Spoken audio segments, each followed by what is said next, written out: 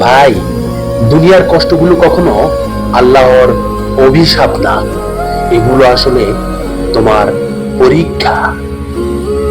কারণ আল্লাহ কষ্ট দিয়ে কাউকে ধ্বংস করে না, বরং গড়ে তোলেন।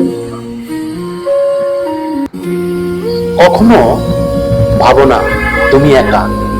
যে রাতে তুমি শুধু কাঁদো, সেই রাতের কান্নাও আল্লাহ শোনেন।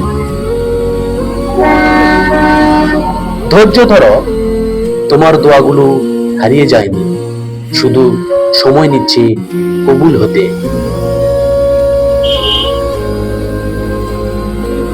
একদিন তুমি নিজেই বলবে, এই কষ্টটাও দরকার ছিল আমি আজ এই জায়গায় আসার জন্য।